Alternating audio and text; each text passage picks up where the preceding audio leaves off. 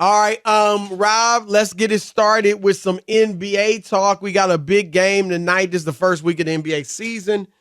They opened up, of course, Tuesday with some big games, and now you've got another tandem of big games. You've got Milwaukee and Philadelphia kicking it off, followed by Phoenix and the Los Angeles Lakers. So those are two nice games there. And the NBA has announced that it is investigating why James Harden isn't playing for the Sixers. I think we know, right? Like he said he was going to show up, or he did show up Tuesday night with his bags, and the team is still holding him out. Here's a quote from league spokesperson Michael Bass. He told this to ESPN, "We're looking into the facts around James Harden's availability tonight to determine whether an approved reason exists for his lack of participation."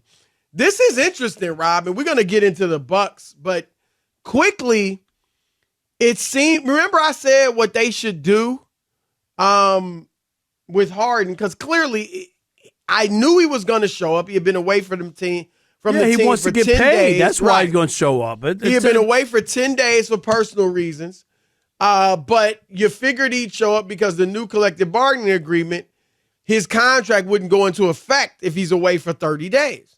And so, like I said, I know he's going to show, but if he's not all in, I would just try to suspend him, right? But if that wouldn't work, because, which I think would be hard to do. Why? If he's not going to try, I'm just going to be like, dude, just go away. We'll call you when it's time for you but to the problem is they don't. I would have a hard time wanting to pay a dude to just sit on the sidelines. Like, I'm gonna, if you're not going to participate and do what we need you to do, we have a right as your employer, Chris. We could come to the radio station, and if you came on the air and you were trying to get more money out of Fox Sports Radio, and you were doing like, yeah, okay, we're talking about the NBA today, and you were there and you were doing the show and you were doing all the reads, but you were talking monotone and you had no opinion and all that.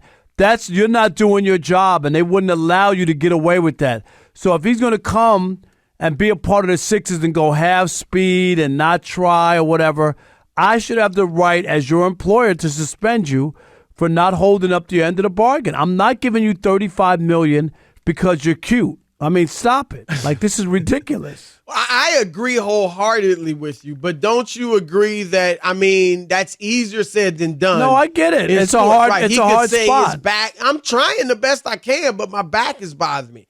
I don't have the same speed I used to have. You know what I mean? I'm just off. Whatever he might want to say. But I hear you. I think that would be your plan A. But Rob, and this is a tough situation for the NBA. Because I get why they're investigating, because remember, they're like, now we want our stars to play in the games when they're healthy, and we don't want load management or guys Chris, they got a big TV deal coming up. The contracts are all about to expire. They're not having it. No, they've already they've gotten pushback from the networks. They want a lot of money, and the networks are saying no. Dude, these guys got to play. We're not just going to turn over money, and then our big national games, these guys aren't playing. It's just not fair. And we'll get to some Phoenix tonight, because Devin Booker, who played the game 1 Tuesday, had 32 points. He did play with a sore toe, and now he's sitting out tonight with the toe injury. And then Bradley Beal, of course, has been out with the back, but we'll get into that a little bit later. But yeah, this Harden, it's going to be interesting, because I don't think, look, it's just the league needs to step into this thing and just figure out a solution. Because I get the team. I totally get them not wanting him to be there, right? Like, if he's not going to play, I can't have you here pulling down the morale of the rest of the players. Right. The other players don't want to be around him if that's what he's doing. But also, you don't want to give this guy his way. Like there's a part of that, Chris, where you're just like, no, we're not doing that. We're not going to allow this guy to take advantage of us again. Right. And part of it is their fault, because he's shown you who he is. He did it in Houston. And, of course, Morey thought they were boys. Right. They were for a minute. Did it in Brooklyn. You know what I mean? He's done it already. Yep. All right. So the team they're playing, Rob, Milwaukee, they're the big story this summer, this offseason, I should say. They swooped in and got Damian Lillard, who wanted to go to Miami. They traded for him with Portland. And so they debut tonight, and it's going to be all eyes in the NBA are going to be on them to see what they look like. Who do you feel like the most pressure's on this season? Obviously, it's championship or bust for them. They're what I call a lobob team. Lobob? A low What bob is that? team. Larry O'Brien or bust. Low bob team. Larry O'Brien trophy or bust, baby. I thought that was a new menu item at McDonald's. A low bob. I didn't know what that was. Yeah. Sounds tasty. But who do you think the most Alex. pressure's on? Between I think it's on Lillard Embiid. and Giannis. Lillard and Giannis. Yeah, Bucks players. I think it's on Giannis because it's his team. It's really about his legacy. Okay, he stayed in Milwaukee. He won the one championship. He demanded that they go out and do something to help them win. They go out and get a player who matches his skill set and what he does, right? So to me, he's the one who needs to produce and win. If he's gotten that guy, and if they don't win, people are going to come more down on Giannis, I think, than they are Damian Lillard.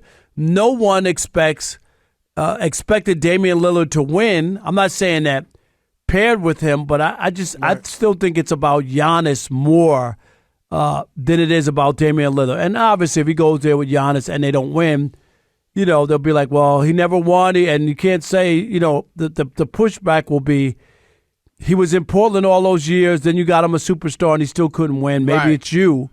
But Giannis is the one who's already won.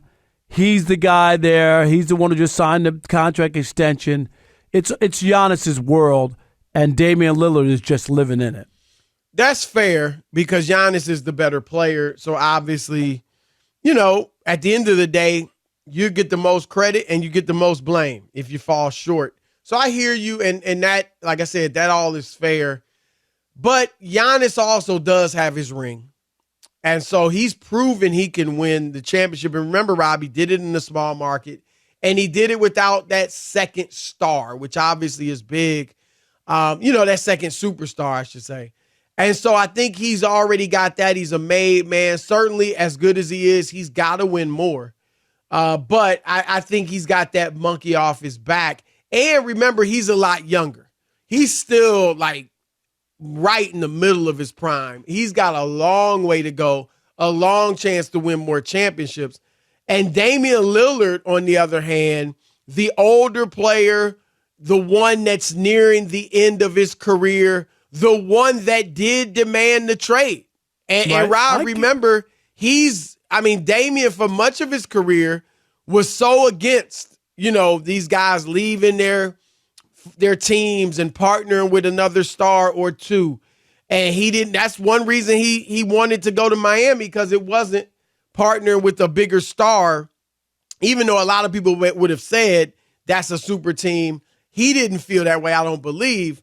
But now here he is, 33 years old, got, to some people, the best player in the world, certainly one of the top 2 or 3 best players in the world in Giannis. And he's going to a team that's already won it. They won it without him. And the guy that he replaced went to one of their contenders in Boston. So a lot of people think that the Bucks were still better off with Jrue Holiday than with Damian Lillard, even though Damian will go down as the better player. He's already a top 75 player. He's already in there. Right. Jrue Holiday's not there. No, and Jrue won't be a Hall of Famer either. No, not at all. Unless he wins a bunch of more championships over the next couple of years. But good luck with that. Right. So and even then, maybe not. And then the other thing is this, Rob. This is the first time. Now, Damian's obviously had a great career, but this is the first time he's really got major team expectations following him. Like in Portland, anything they did was icing. People knew they weren't winning a championship. They weren't expected to even get out of the conference ever. All right. Not throughout his entire career. And now he's expected to win. And if he doesn't play well everything will be magnified. Or even if he does play well and they just don't win, everything's going to be magnified. And he will get some criticism. Like if Giannis really balled out and Dame was good, but just not good enough, and they couldn't stop people because he's not a good defender, it would come down on him too. So both are facing a lot of pressure. They're kind of the it team right now.